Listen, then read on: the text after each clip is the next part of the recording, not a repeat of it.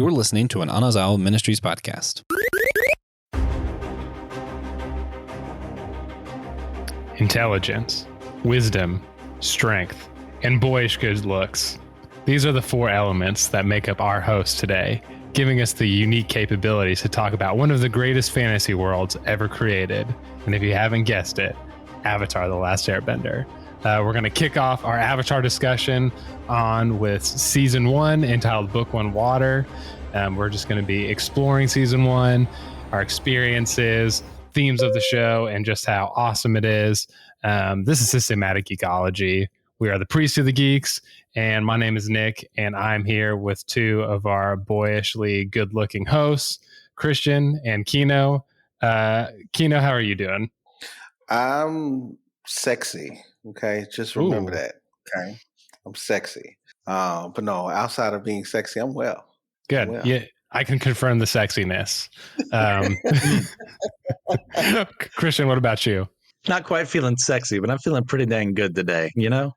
Oh, I like it. Pretty dang good. I'll kind of meet in the middle. I'm feeling, cute. I'm feeling pretty cute today. There you go. Hey. Cute is good. Yeah, feeling pretty cute. So we're all feeling good. Different, varying degrees of good here.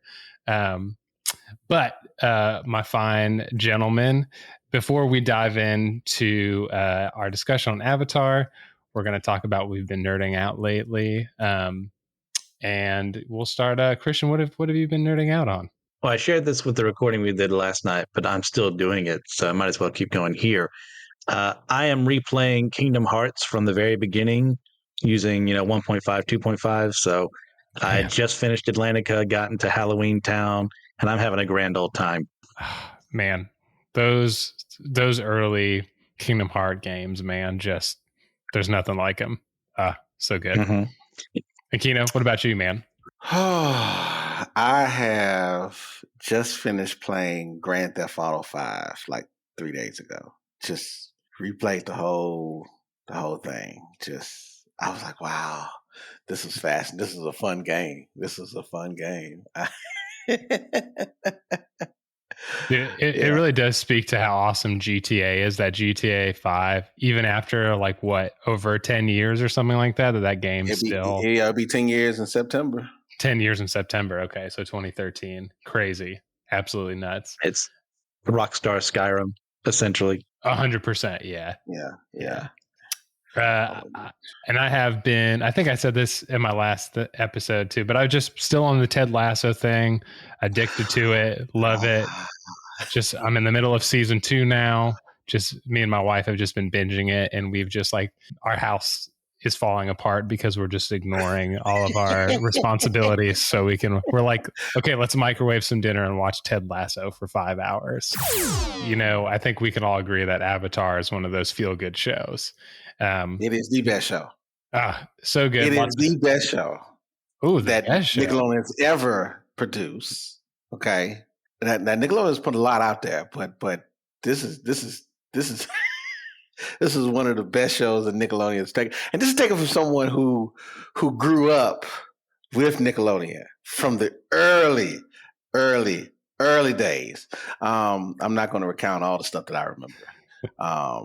But I remember that there was a game show, and there was slime on the game show.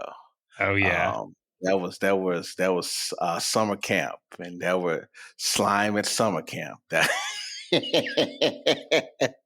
So I've been with Nickelodeon for the long haul. And I'm sorry, you can disagree with me, argue all you want. I don't care, but I'm saying that this is one of the best shows that Nickelodeon has ever produced, ever. And fight me on it. Let's do it. I think that Christian and I would have your back on that, and wouldn't just fight people with you, or at least hype you up so you could beat up people, and then we'll just be in the background hyping you up, encouraging you. But yeah, all of us, grew up at various stages of the 90s, came up of age there, maybe somewhere in the early 2000s and whereabouts. And so we all have experienced Nickelodeon, right? From the game shows to Salute Your Shorts to, I'm trying to think, Kablam to SpongeBob, all of these things. And I think that, that mid 2000 when Avatar came in, it was something unique to Nickelodeon as far as quality, as far as good writing and animation and humor, and just bringing that still bringing that Nickelodeon-esque charm to it, while it being unique and stuff. But I guess with that, did y'all experience Nickelodeon Avatar as it was released as a part of your Nickelodeon experience, whether you were a young adult, a teenager, or younger? Or did you come to it later in life as the show came to various streaming services? Like yeah, go ahead.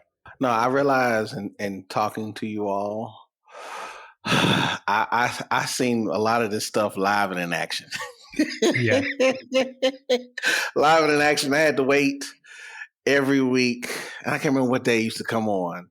But I used to wait every week just for it to drop. And that first season, this was no longer a kiddie show. This was not a kiddie show. Like this was not Care Bears or My Little Pony, or I can't think of any other show. No, this was like literally, and this is my opinion. I think this was the U.S. attempt into manga or anime, I should say more specifically anime. Agreed. Yes. With this particular show, and what I believe what they did with this show is that they have just created their own subset and their own lane for United States manga. I really do. I think this set them apart for everything else, if you're asking me. Yeah, agreed wholeheartedly. I think, I can't remember, it's Brian Konietzko is one of the co-creators, and I can't remember, the other guy's name is escaping me if anyone remembers. I can't remember, but they explicitly talk about how anime influenced the way that they animated and wrote things, and they said Avatar is 100% and basically an ode to anime. So yeah, I agree in it, and I think it pulled it off really well and contributed to the quality of the show. But what about Michael you, Chris? Dante DiMartino? There it is, Michael D. And I think I listened to the Avatar Braving the Elements, like official Nickelodeon podcast, and I think they also call him Mike D as a kind of homage to Mike D from the Beastie Boys, which is also really fun. Yeah. As for me, I was never really a Nickelodeon kid growing up.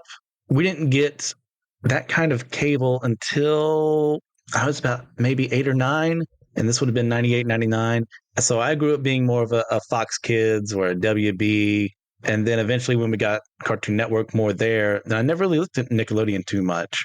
But when I got into college, they had this fanciful thing that I was out on my own called TiVo. And it allowed me, because back in the day, children, there used to be this concept of you had to watch something live to catch it. Otherwise, there were these things called reruns. So you weren't able to look at it unless you were there at that present time. But then TiVo changed the world forever, DVR. And I was able to record Avatar on Nickelodeon because I'd always heard about it from other people. Said, "This is amazing. You should watch it. It's totally your thing." And I'm like, "Well, where do I start? What happens here?" And eventually it just started from season 1 at one point in time. I said, okay, I'm committing to it. I'm going to watch it episode by episode as they're rerunning it. Fell in love. I not to show my cards at the table already, but I love this series so much. It is overall a 10 out of 10. I won't rate this book a 10 out of 10. So how the math works out after that, I don't know. Don't worry about it. I didn't even think about ratings, which we've done in the past, but this, like you said, the series 10 out of 10 overall. I don't know if there's a bad episode except maybe the Great Divide, when I'm sure we might jump on that for a second in here and see what our opinions are about that episode.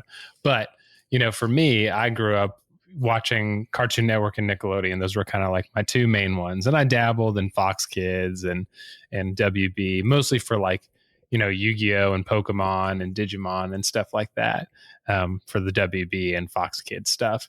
And then Cartoon Network, I've just really been attracted to that like unique, like mid to late 90s, like edgy kind of humor where it's pushing the line even for kids. Like if people don't know the history of like the Powerpuff Girls, they were originally going to release the Powerpuff Girls on Cartoon Network as like a kid show and call them like the Kick-Ass Girls. Like that's what they were going to call them. And it's like, that would have worked.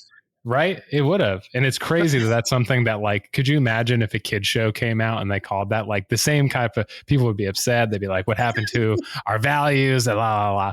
So anyway, I really liked that type of humor. And Nickelodeon had that with, you know, their various shows like early to SpongeBob, Fairly Odd Parents. And so for some reason though, I had never watched Avatar. And I think I was on a church retreat with my family somewhere when I was 11 or 12. And I remember everyone had gone hiking and I did not enjoy hiking at the time. And I just stayed alone in the cabin and turned on the TV and saw the episode. I think it's season 2 where they go into the library, where they find the library in the desert. And I remember I was like, this show's amazing. From that point on, I think I went and just every time Nickelodeon came on, I paid attention to, you know, 8/7 Central, you know, et cetera, you know, new episodes and figured out when the reruns were, as you do as a kid, and kept up with it ever since. Yeah. And probably rediscovered it in college when streaming services started becoming more popular. So I knew about it then and then returned to it as it started showing up on streaming services. Yeah. So for me, it's beautiful to see the evolution and the growth, the organic growth of Avatar that has happened. Because again, I remember watching it originally on Nickelodeon, dropping every week, and this was a unique show, but like the podcasts and the books and all that stuff, none of that stuff was available then. there was no, and so how they came up with this series again and to draw people in, and I say this a lot on the episodes that I'm on because I believe in the things that I'm saying, and I'm telling you that this is a damn good series, period. The whole shebang, and excluding the live action movie from M. Night Shyamalan, who we would never talk about ever again. That's just never talk about. There is no movie in Ba Sing Se. There's but to think about like how much people have now grown in love with this, and like, funny enough, my own kids actually like this show. We watched it when they were kids, with them. And it was this was a fun show. Gosh, man, y'all bring me back. I'm old.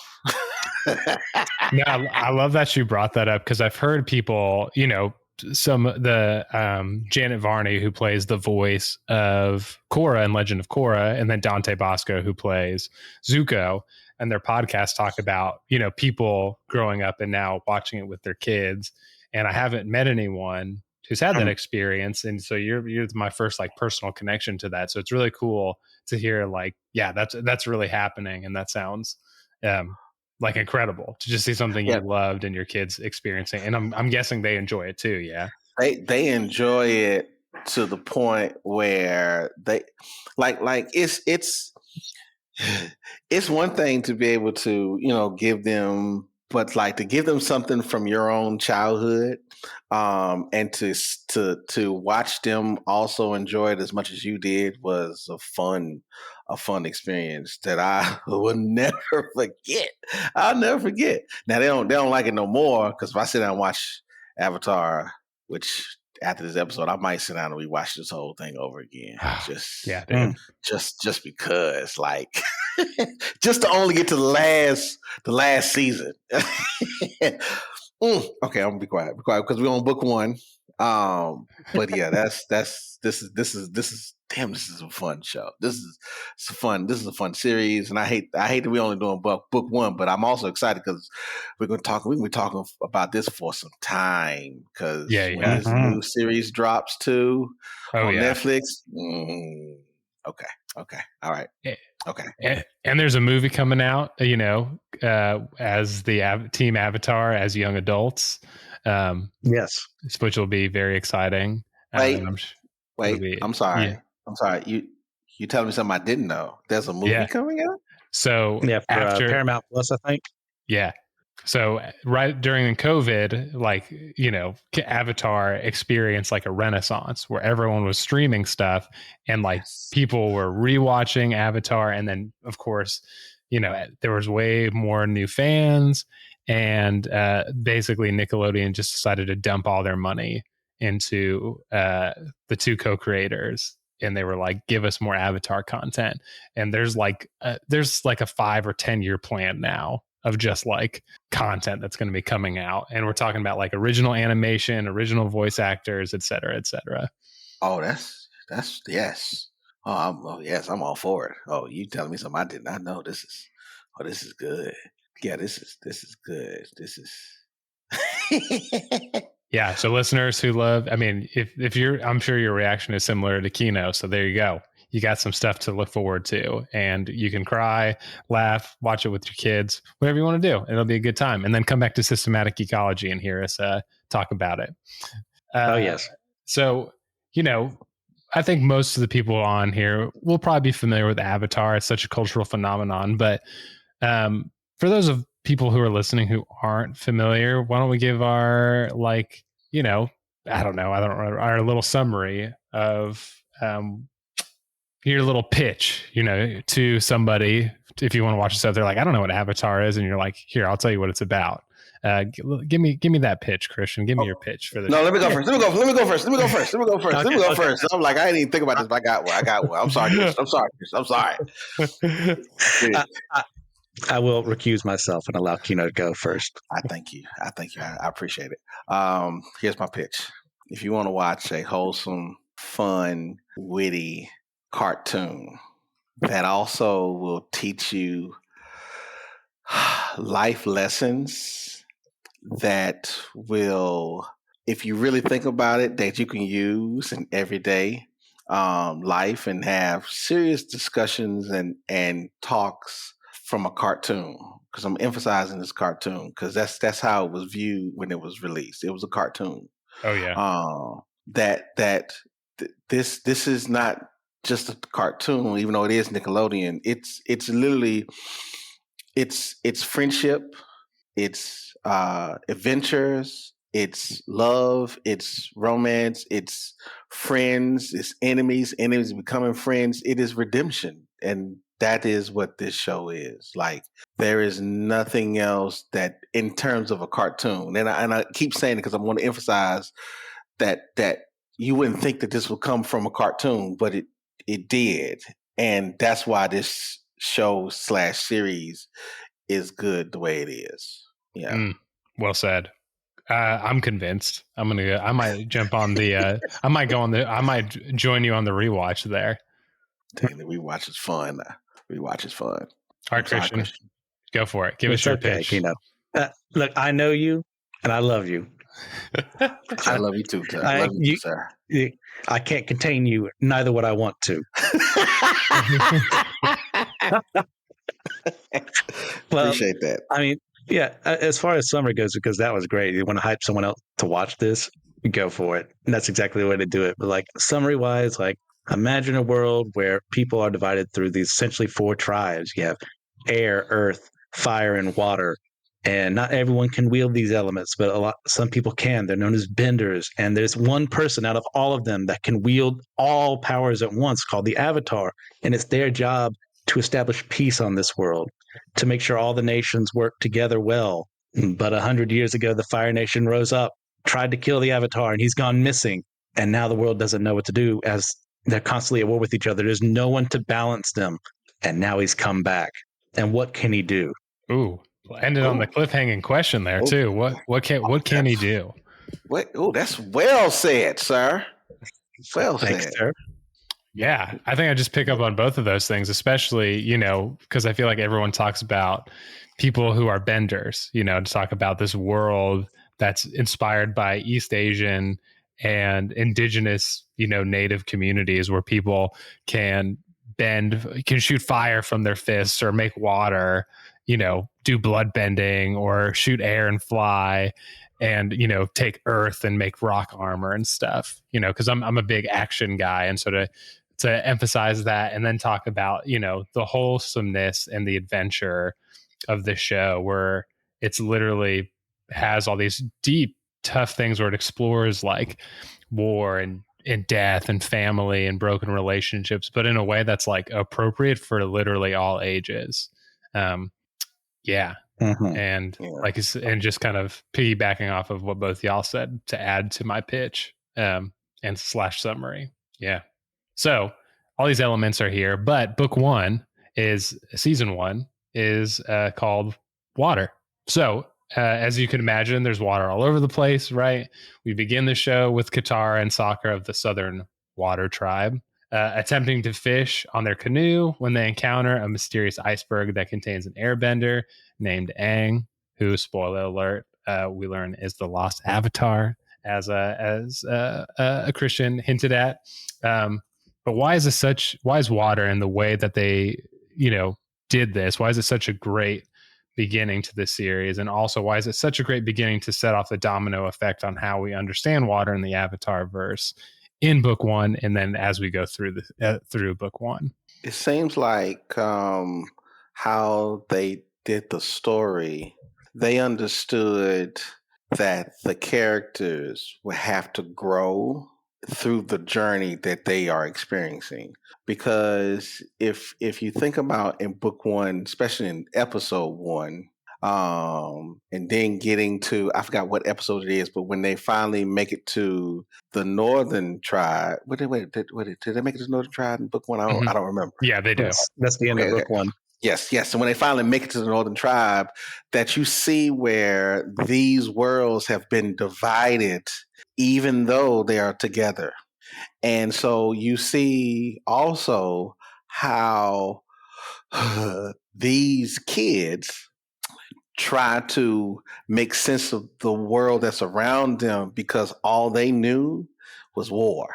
That's all they knew was war. They heard stories of war. They've seen war. They experienced war. And to then come to then be exposed to someone who never knew war and to try to tell them about the war that's going on, all because they have been going. Mm-hmm. It's a hard pill to swallow, but if you think about why water is so important, because water can take on the form of anything, no matter how it is put under pressure or how it's heat up or how is it cooled down, it still is the same substance. It's just the impact is different depending on what is experienced. I like that last part a lot. Yeah. I think the focus on water too is really important. It's the season 2 quote, but Uncle Iroh says that water is the element of change. And what happens here? Because of a water bender, the world is changed forever by Katara freeing Aang from the ice, re-beginning his life as the Avatar to get on his mission that he was denied for 100 years, to bring the world to peace again, to have all nations working in harmony with each other as best as possible. And water as well in the series is so important because we see the Fire Nation is so afraid of them because they know, well, if the Avatar ever died, well, the next one is going to be reincarnated in the Water Nation, Water Tribe. And I think, what is it? Like, it's fire, air, water, earth is the order. Right. And like, it's very cyclical. And they're just so afraid because they know that if the Avatar is trained within the Water Tribe, then change is coming to where the superiority they have right now, the hold they have of the world, is going to end. Yeah. So good. And I had even forgotten about them even anticipating that the next reincarnation of the Avatar would be in the Water Tribe. And it just so happens that it's not a waterbender, right? It's the airbender, Aang, but ends up in the Water Tribe anyway and works to bring about that change, which is really cool. And I think too, No, just think about, I really like the idea of the division too, even between the two water tribes. And, I even think about when Iroh, I think this might be in season 2 as well, but maybe not. It might be in season 1 where Iroh teaches Zuko how to reflect lightning back if someone shoots lightning at them, and it's second season. So surprise, surprise. Sorry, spoiler alert. So, but Iroh has developed a fire bending technique while watching from water bending masters, essentially from other techniques.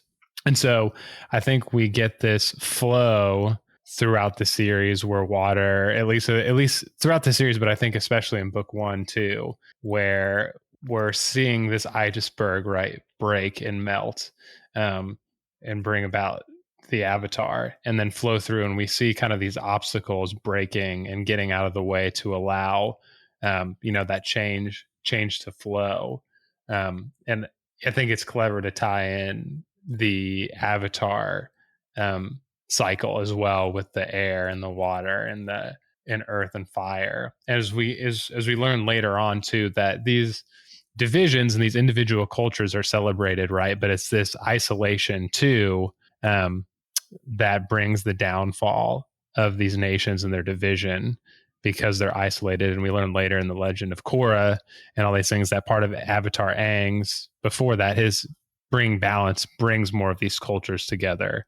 And I don't know if it would have been as successful or would have flowed as well if it didn't happen in the water tribe and it didn't start with water, for that and all the various reasons that we've talked about.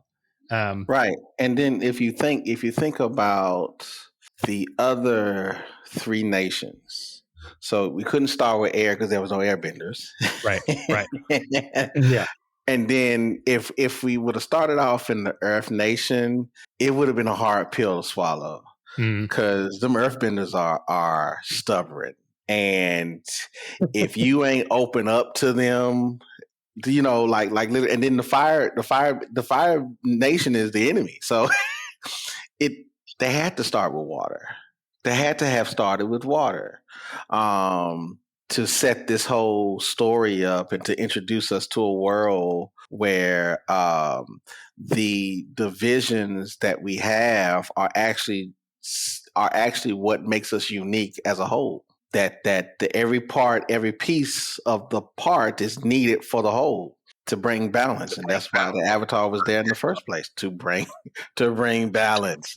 And it's interesting too, because in the first season they meet. It's later on they meet the Fire Nation deserter master Zhang, and Avatar. Aang tries to learn firebending, and he totally screws up and has like a meltdown and has a lot of trauma and like basically rejects learning about it because he doesn't want to hurt people. And so it's interesting that we even see, like, if things aren't going in the right order, water, earth, fire, air, etc., that these things come out of balance and out of line. Also with this idea of fate too, right? Like you were talking about, Keno, you couldn't have literally started with air because they're not there. And if you hadn't started with water, and the Avatar, Team Avatar wouldn't have been at the Northern Water Tribe when the Fire Nation attacked, right? And it wouldn't have triggered Yue to sacrifice herself, or Zuko to be there with Iroh. And so you see all these domino effects and this integration of like harmony and fate coming together. Yeah. This last little thing about the Water Tribe, is that what we learn at the end of the first season is that there's strength in unity, being one. That what was when the North and on the South, when actually was one and the same, and Yue sacrificing herself to save everyone, because she saved everyone. Like literally, if the Northern tribe would have, I think, correct me if I'm wrong, I can't remember if the temple or whatever it was, then it would throw the whole balance of the world off. If my memory serves me correct, like if once damn, what was that general? General Zhao? Not Zhao. What was he? Yeah, Zhao. Admiral Zhao. Yeah, you got it. Admiral Zhao killed one of the fish in the koi pond that was yin and yang. Once he messed up the balance in everything, it only took the sacrifice of one to bring balance to it all. But not only her sacrifice, but her sacrifice made life possible. That from that sacrifice, everything else flowed because everything else was an easier sacrifice to do. Yeah. Oh, and just that unity and Yue as sacrificing herself and even being resurrected, right? And the Avatar being this literally incarnation of harmony, and how relating it to even like this idea of Christ and the body of Christ and unity, right, with this division, and then the resurrection and the ultimate power and laying down your life for your friends. And even at the Asian, like the Chinese, the letters at the beginning of the show. So it says Avatar: The Last Airbender, and there's like the Chinese that literally translate to the power that has come down to the world. And so there's lots of parallels you can draw, to the salvation of Christ, the unity, the body of Christ, and then of course the incarnation and harmony, et cetera, et cetera. So I love that. So it's so good. It's so good. We've gotten deep into the waters here, pun intended. And we hinted at a little bit that this was a kid's show, right? It was developed to be a children's show. It was received as a children's show. And I think that it's only been, I think diehard fans from the beginning knew there was more there, but I think over time, as it's stewed with people and as people return to it, people recognize that it's so much more than that, experientially as well as thematically. And so even though it's a children's show, written as a children's show, it explores some of these heavy themes that we've touched on, right? War, broken familiar relationships, vengeance, forgiveness, all these things. But what are some of those moments specifically that just hit you so hard that it still sticks with you and it brings you back to wanting to watch the series again? Well, let's start off with a very soft subject, and that, of course, being genocide. And and like early on, we know, like through background, like the air nomads were wiped out, but like then as soon as Aang goes to the Southern Air Temple to actually see what happened there, he sees Monk Gyatso's bones and the Fire Nation soldiers that he killed in this his moments there, and he realizes, I am alone because of this great evil done in this world. Obviously, it's not shown on screen, the Fire Nation wiping out all the air nomads, because this is still a children's show, but you can't just gloss over that. Like an entire people were wiped out because of the Fire Nation's depravity at that point in time. Yeah. Oh man, when Aang goes to the Southern Air Temple, and is it the Southern or Northern? The first one's a Southern. They go to the Northern one later on. That's right. So the Southern, and when you see Gyatso's skeleton, like you said, you're like, dang, they went there. They went there. Yeah. It was it speaks to it speaks to the human condition of fear and anxiety will isolate us from the world, which then puts us in a bubble that only those who truly love us and are curious about what's inside will be able to peek in and get in. Yeah. Because even in this first season, you get hints that this is not just indicative to the Water Tribe, and we seeing glimpse of the Firebenders, and I'm trying to remember. Please forgive me for not being prepared on this part, but I'm trying to remember if we learn of Zuko's story in the first season. I don't know if we learn his backstory of his scar. Yeah, we do. We get the Agni Kai scene, which, by the way, Azula is in the background for that scene, if I remember correctly. Yeah, that's in the episode The Storm. Yeah, so it is in the first season. We learn about that. Yeah. Thank you. So what this show really does is it talks about the journey of self-discovery, family dynamics, friendship, and our responsibility to the greater world. And even in this first season, it's fascinating. But again, you don't know this because you're watching. Again, I'm going back to what I said earlier, a cartoon. Because you're just thinking that this is just a little cartoon until you're like, wait, this boy is going through some stuff. Wait, she lost her mama and her grandmama raising her? Oh, okay. These folks got some issues. And oh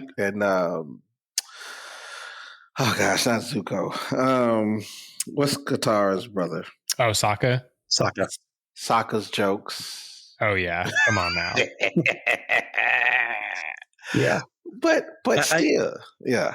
You bring all that up, like they're essentially also performing ethnic cleansing of benders, like at that same time, the Fire Nation. So you start off in that very cartoonish of like these guys are evil and there's nothing redemptive about them, and as the time goes on, like we start seeing a bit more of Iroh and Zuko, and we say, okay, well maybe they're just the good ones, and you go, no, that's a terrible line of thinking. That there's still people there are people above them making terrible decisions, but you're learning more that there are nations out there that do reprehensible things, but it's not all the people inside of its fault.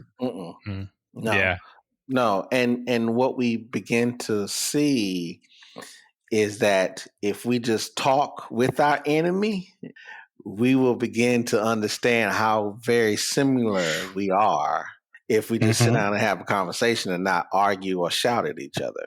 The problem in today's society, and I don't care which side you stand on, sit on, or believe, the issue is that we're all shouting at each other and no one is sitting down and having a conversation. Well said. Man, yeah, bring it home, Pastor. I think of The Storm as an episode. I brought that up because that's the one that I focused on, because it explores deeper Aang's past and how he didn't want to be Avatar. He learned that the Fire Nation was coming to attack his home, but not to the extent that they were trying to kill him and commit genocide, right? But that's why he was frozen. The Avatar saved him. And we learn later, then we learn all this in The Storm, and he's trying to basically wrestle with his responsibility again. And he doesn't want to. And he almost gets to a point where, he's in the ocean. He has to save Sokka, who's like on a fishing trip, and there's a storm. It's basically it's so powerful, it's gonna sink the boat that he's in. And Aang goes out with Appa, and they basically go through a wave, and you see Aang go into the Avatar state and create that circle iceberg thing.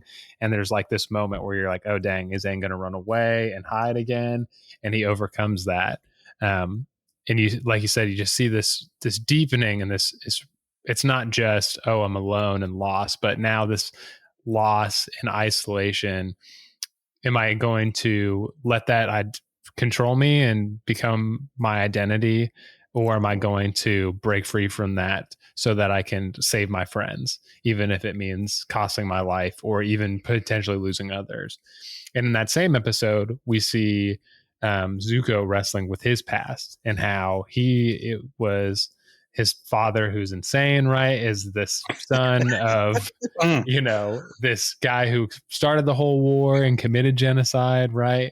And that's not who Zuko is, right? He wants to love his dad. He wants to be close with his family. And in order to do that, he basically has to do these atrocious things that he just can't bring himself to do. And so we get this other thing where he's experiencing trauma and loss and separation from family. And he's kind of, he goes through this, I think, probably a lot more deeply throughout the series. But in season 1, like you were talking about, this overcoming of trauma to self-discovery, to move forward, to grow, not just for yourself, but on behalf of others. And then you see Aang trying to befriend Zuko, even though Zuko is basically trying to capture him and destroy him, which is one of the best bits of comedy and one of the great, just wholesome things throughout the show that develops into their friendship. Or I don't know, I wouldn't call it a friendship maybe until the end. But we see that develop in their relationship. And I just love that about the show. So I guess the thing that hit me hard, but on the opposite side of things, what are some of the more lighthearted things, right? As deep as this show gets, we also get some of the most lighthearted writing and humor of the show. So I guess for that lightheartedness, what were some of those things that kind of stuck out to you that also continues to draw you into the show? I think it's the fortune teller episode where they're having that big old debate of, I've predicted these things, and Sokka's like, no, look at the science behind what's going on here. you dumb yokels. Like, and of course he in his own Sokka-ish way being kind of jerky about it instead of, giving information better. But that's what makes it funny, is that they're being jerkish, he's a huge jerk, and he's cracking jokes at the same time at their expense, all while Aang and Katara are trying to solve the problem. And he's like, why don't you people just get the science? And I can't imagine why I would ever be upset at that right now. Even though it's so funnily done in this episode. Oh, and it's funny because, the best part is that they both end up being right about what's happening. Right. But just for it just makes the irony and the frustration that Sokka experiences all the more hilarious. Yes. Listen. So one of the wholesome things about this whole show was how Sokka was. He was that guy. He was a ladies' man. Like, no doubt. He every season, if my memory don't serve me correct, he was talking to some female. Oh yeah. Every season. He was hooking up with somebody. He had game. And so it's like and as much as corny as he was, he still had game, and them girls liked him because he was comfortable with who he was, and he wasn't going to change for anybody. That should be a lesson, though. Like, even if you're goofy or funny, embrace that. Embrace the silliness of yourself. Even if anyone else that's taking you serious, don't take yourself serious. Be cool. Be happy about who you are. Because Sokka was. Oh my gosh. My draw in is also Sokka, for all of the things we've said. But one of the moments that I love, and I can't help but like smile in like a middle school boy, because I was essentially like around that age when I saw it for the first time. And where Sokka goes to the Kyoshi Island and meets Suki and the Kyoshi warriors, and he's just a total jerk. And he's like, I'm a guy, I could totally kick your butt, and just gets put in his place. And then they train him. And then at the end, when they're fighting and she kisses him on the cheek, and, I can't help but like just be a little middle school boy again, where I was, you're like, that's so sweet. I remember also going through stuff like that and just learning about, just being attracted to people and learning about other people and how relationships work. And Sokka, like you said, I think we've all mentioned this, but the way that Sokka does it, he is such a great way to measure growing up as an adolescent boy specifically, but as an adolescent in general, just because it's done so wholesomely. But, he's not perfect. He makes mistakes, but he fumbles his way, and it's hilarious. And he's the comic relief, as well as the person that experiences love and loss too. So, but Sokka always had the plan, though. Sokka always had the plan. Yes.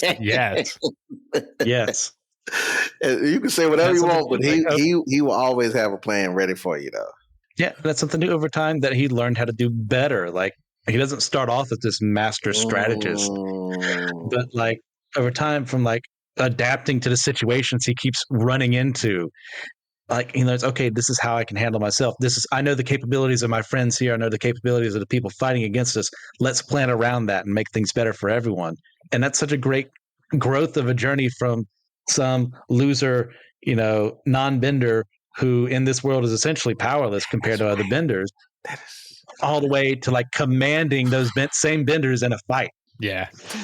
Yeah, I forgot. I forgot about that parallel. That is so true. He is literally not, quote unquote, one of the strongest in this universe, but he is one of the strongest characters in this universe, that he can stand toe to toe with any bender. And oh yeah, that's wow. Oh man, yeah, I'm definitely gonna be watching this show. I'm definitely gonna be watching this show. Got me taking notes because in one of the great things about rewatching things and rereading stories and even rereading the Bible. Oh yeah. Is that every time you come across something that you think or notice a scene, you will find another jewel hidden that you did not discover before, only because you took the time to redo it, to go back over it, and you didn't quit.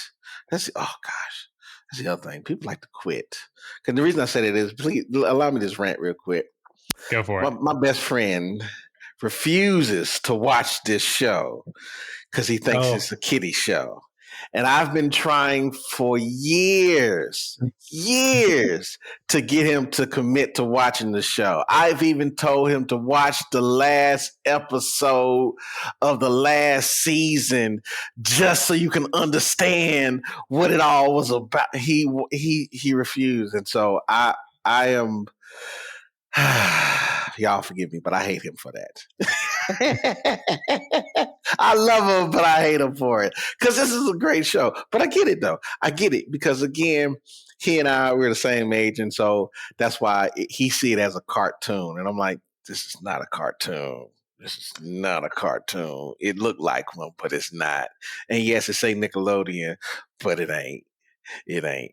Yeah, so I just pray. Man, it's true. I'll pray for you because, I experienced something similar where like, I love Lord of the Rings, right? I'm a big Lord of the Rings nerd, but I get when people are like, I'm not really into that. I get it. You know what I mean? Or I love Buffy the Vampire Slayer. Someone's like, I'm not really my thing. Yeah, I get it. But when that's a unique thing where I think even in my own, where someone's like, I refuse to watch Avatar because I have, and I'm like, why? Like, just watch it. Just give it a chance. If you just watch, like you said, whatever choice episode, I can't imagine anyone not enjoying it. And that might just be a me problem, but it seems like it's a lot of other. It's a them problem. It's a them problem. That is not me. That is not me. Yeah, no, not here. Not here in this area, this circle. We speak truth here. Yeah, that's true. So listeners, if you don't watch it, you're wrong. So yeah, there's your we just decided to gaslight you. You're welcome. Yeah, we did. Yes. But also go watch it because it'll change your life. It will. If you give it a chance and just be open to it. Yeah, no doubt. So we've touched on this. So the world of Avatar is both lighthearted and heavy, right? It's a cartoon as well as it's so much more than that. And I think that a lot of that comes from the depth of the characters, right? We even spent a lot of time with Sokka. He's so complex and he grows in that complexity. And I think that's true for every character. They're not just like this pigeonholed stereotype, right? Now they may carry some of those with them, but they transcend those, type of characters and just they feel so real. Like you said, their backstories, their loss, their wins, their love, their lack of love, what have you, as well as the world, right? We've got not just a geography or whatever, but we have this history, and we have this draw into it. So from that, I think that's where part of what draws us into the show. But do you think that the Avatar has the potential to have a long-standing popularity that other fantasy IPs have, like Harry Potter's or Lord of the Rings, and why or why not? Yeah, I think it has the potential for it. It's not there yet. Yeah. But as time goes on, like we've got that new movie coming out. We've had comics for years coming out. We had Korra come out. Like we've already set up a precedent in the show and its sequel that time moves forward and a new character can meet new threats. And it doesn't have to be what happened in the original. And your mileage may vary on how things happen in Korra. Like I don't like everything, but I love Korra still. Oh yeah. Like I can only imagine what's next up on the docket. An earthbender? Yeah. How could that be done as time has advanced from the legend of Korra to the legend of whoever we have next? And then we have an airbender after that because, I won't talk about how that can happen now. Yeah. I just know it'd be a firebender after that. And we'll get to that later on. Oh, yeah. So I'm with you, Christian, that it has the potential. It does, because the evolution of this again, and I really forgot when this show came out. I had to look it up, and I was like in 2005. That's when I got married. I got married in 2005, but I was still watching this show every week because it was a good show. And the way that I have to give it to the creators, Nickelodeon, and the producers. They forgive me for saying this, but I'm gonna say it anyway. They made a hiccup with Korra. I'm gonna say it that way. They made a hiccup. They tried to fix it, but I think they made a hiccup with Korra. I think Korra. I don't know what Korra was not. Anyway, I'm not going to say. But anyway, but Christian talked about how time is moving forward, and the thing about this show is that you see how everything ever grew and evolved to. I'm trying to be respectful, but I'm gonna just say it anyway. That you have earthbenders who are spewing metal cables in the Legend of Korra. You know what I'm saying? Like that's the evolution of this. That's the magic and the draw that then you end up with pre-colonial Japan type world to a post-industrial world in Japan type deal. Like that's the type of evolution that we're talking, and like that is fascinating to think how you can create and keep the integrity, the legacy, and the draw of this to where you are now being able to do another movie and the live action series that Netflix is picking up, and hopefully we do get another cartoon where there's a airbender. I mean, a earthbender. That would be awesome, especially if we know they can now metal bend. Yes, and there's a whole metal city. Yes. So yeah. So but on the flip though, the other thing is that you have a lot of folks who only see Avatar, The Last Airbender, as a cartoon.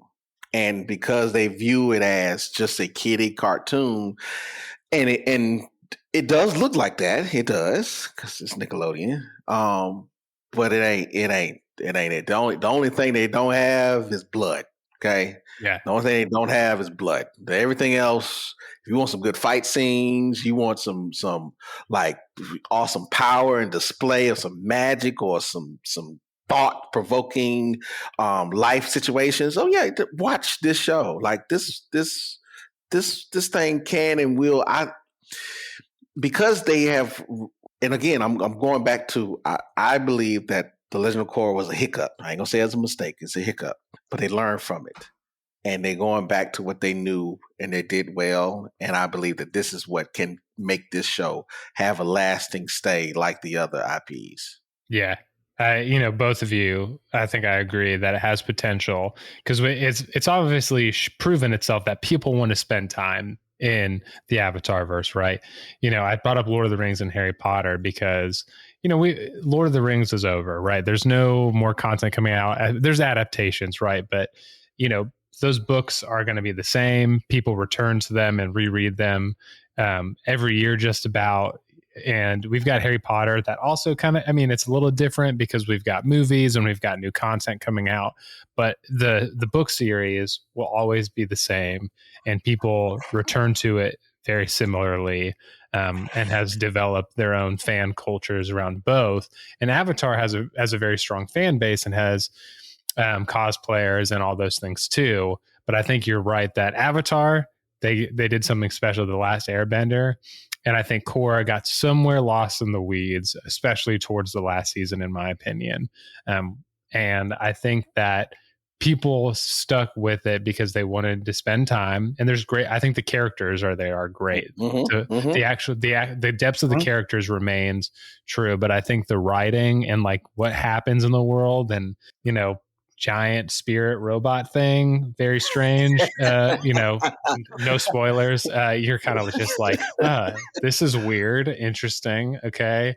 But it makes sense. Hold on, but it makes sense if you remember we in what is it, post-industrial Japan, then we would have giant robots. fair with the giant robots, especially with the Godzilla and what's his name? What is the guy's name? He like fights the kaiju monsters. He's Japanese. He's got like the metal Ultraman. Yeah, Ultraman. Yeah. No doubt. But I think, like you said, with the new stuff coming out, will they prove themselves to write something that draws people back into play? And will they have to keep doing that, or will something like Avatar: The Last Airbender show be something that'll just be the same that everyone will return to in the future?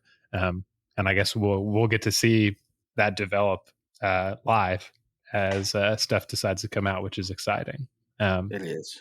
Yeah. So last question, because this is, I think, the most pivotal question for, or maybe pivotal is the wrong word, but important question. That's probably what I meant. Pivotal is like a turn. Yeah, just kidding. Sorry. Important question. What type of bender would you be and why? Wait. Can I ask a qualifying question? Sure. Oh, good. Do that. Please. Are we just staying in book one, or are we in the whole Avatar universe? That's what I'm asking. The whole Avatar universe. You can be water, fire, earth, air, and I'm not. If you want to be Avatar, I'll allow that. You can be an Avatar if you'd like. Man, that's too much responsibility. It is, and I don't want that. I don't want that responsibility because I would kill everybody. I forgot we've talked about this. I feel like I feel like Keno has said multiple times that if he had the power, he would kill everybody. Yeah. If I don't have to be an air nomad specifically, I would choose airbending every day. Flight, transporting over long distances by myself. The versatility you get with airbending, like, I just love how over the show and over the sequels, we learn how it can be used differently. And it's, like I said, it's they're all really versatile in their own ways if you know what you're working with those particular skill sets. But I think airbending alone, everyone wants to fly. Yeah. I'm going to fly. And my backup would be probably waterbending. Gosh, it's hard to choose because each form, as we've learned, evolved. That the forms don't stay the way that they were originally intended, but it do actually go back to the way they originally intended, which is interesting in of itself. You know what? I'm gonna call it audible, and I'm going to say I would rather be the what's the earth turtle, the big turtle. I would rather be the one to give you the bending. Lion turtle? The lion turtle. I would rather be the lion turtle to offer you the wisdom of your bending than to have that. Because again, I am going to say, to answer your question, water bending. I would want to be a waterbender. I would want to be a waterbender only because you can manipulate water anywhere. And I mean anywhere. and we talking blood bending. Okay, who won't want to have the ability to do blood bending? Okay, or to produce your own sweat. And then to bend that no, just water bending. But I think I would want to be a lion turtle, though, like truly, to give the wisdom and the knowledge, just to say, hey, this is how you do it. This is how you roll with it. This is yeah. I make a lot of memes, and so I'm going to find a picture of you, and I'm going to put your head on a lion turtle, and I'm going to send it to you. So I'm just going to make Keno the lion turtle. It's going to happen. If you can find any pictures. That could be your new avatar for the show. Yeah, I will. Please. Keno the lion. The DBZ costume is gone. Forget the lion Goku. Turtle. Yeah. Yeah. Good. I'm going to choose water bending. I don't put a lot of stock in this, but like I feel it rings true. I don't really believe in zodiac signs or even like Enneagram or anything. I think they're very interesting and fun, but I am a Pisces. I'm also, my Chinese zodiac is it's a water rooster. And I was born on the coast of Florida. So like literally 10 minutes away from the beach. I love, like, that's my happy place. I'm a 9, which is like basically very flowy, kind of imitates the other numbers. And so I really enjoy I've been a very go with the flow guy. And so water bending in that way. And if I needed to, I've got the moon on my side, and waterbending's kind of OP. Like I said, there's lots of things you can do with waterbending. That's a lot make you do. Yeah, she pulled the water out of the plants. Do you hear me? Yeah. She pulled the water out of the plants. I mean, humans are what percentage of water are we? I mean, you could just end 70, somebody. You could just end somebody, which I wouldn't want to. But if I was in a situation where I was in a war with a nation, I could end somebody. That's why we can trust you with the power and not Keno. Yeah, because blood bending. Okay, everybody's kneeling, taking a knee. Okay, everybody's taking a knee. I love it. So we've covered a lot of ground and a lot of good stuff. I love how happy this show makes all of us. So is there anything that we want to touch on before we go? I'm good. This has been fun. This has been awesome. Yeah, this has been great. I think all of us can unite in saying, watch the show or you're wrong. But in a joking way, but in all seriousness, if you haven't checked it out, check it out. It's very enjoyable. And I think it'll improve your nerdy experience. But yeah, before we go, let's move on to some recommendations. Anybody, Christian, what have you got to recommend to our listeners? Yeah, sure. This run just ended. It was Chip Zdarsky's Daredevil run he did with Marvel. He's been there for several years. He had the Devil's Reign event as well. If you want to know who Daredevil is as a character, this would be a good enough starting place. There's going to obviously be continuity. You're not going to know if you're just getting in there. But I think it's enough for you to understand what's going on. He shows respect to Spider-Man that hasn't been shown for years by the main writers as well. It's a shame he doesn't want to write Spider-Man, but if I had to deal with that editorial, I would say no too. But his Daredevil, his Elektra, and her run as Daredevil too, magnificent. Well worth checking out. I love it. Go check out that Daredevil run. Keno? Yeah, so I was trying to remember. I was watching the DC, the evolution of DC Comics docuseries on Max. Yeah, because I'm not a comic book fan. I'm not, and I've been trying to listen to Will's recommendation because he told me about that one comic about the Star Wars. And there's some more comics that I've been looking at. And so I would recommend, if you're not like me, if you're not a comic book fan, because I love to watch anime. I just do anime and I just dabble in manga. Dabble. Don't ask, because I dabble. It's literally just one. I just read one. No, two. I'm sorry. I take that back. I read two series. But the DC comic documentary on Max series was actually eye-opening. I didn't know I knew, about Superman and all that stuff, but I didn't know all the stuff that went into the comics. And even though we had stories and discussions about it, just to see it again and hear it again and to see how, gosh, comics struggle.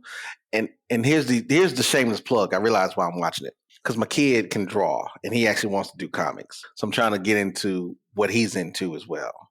Because he has, he does not get it from me because I cannot draw a straight line. But that's what he's into. So I would recommend the DC docuseries on DC Comics. I'm on the Max docuseries on DC Comics. That's what I recommend. Ooh, I like it. I need to get Max. I don't have it. I tend to, find alternatives for watching stuff, but maybe I shall do the same for that docuseries. Wait. So let me say, you got to find friends to share. You got to find friends to share. That's you say, hey, this is mine. What you got? Yours. Just find friends to share. That's all. Ooh, we talked about being in isolation, and Avatar's bad. Find some friends. Share your share your goodies, your logins. I love that. I started my first year as an English teacher, and I had to revisit. I've been revisiting things I haven't read in a long time, and so I just finished Lord of the Flies. And it's such a good book, and just have been visiting some of the things we considered Western classics. And I think no matter what, a lot of people are like, those are boring or they're outdated.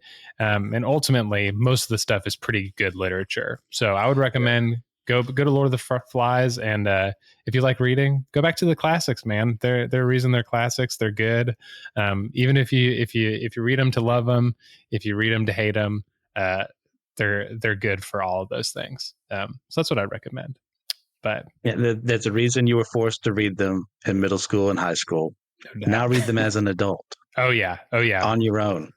Yeah. Once you pick up those subtleties, like Keno was saying, when you return to something, you can bring those adult eyes and your lack of innocence. Deepens your experience, whether good or bad. So there you go. It does. So.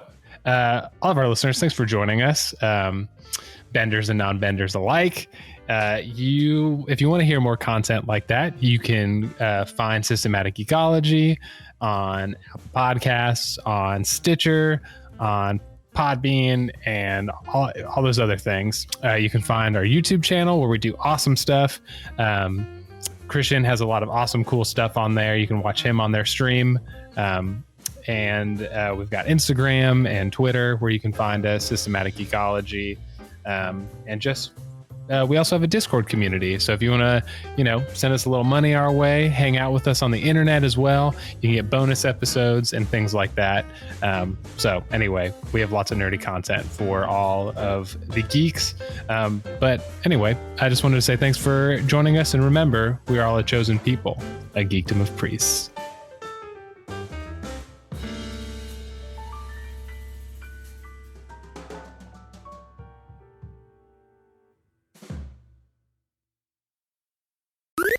This was an Anazao Ministries podcast. If you enjoyed this show and would like to learn more about our network, be sure to check out the Anazao Ministries podcast network.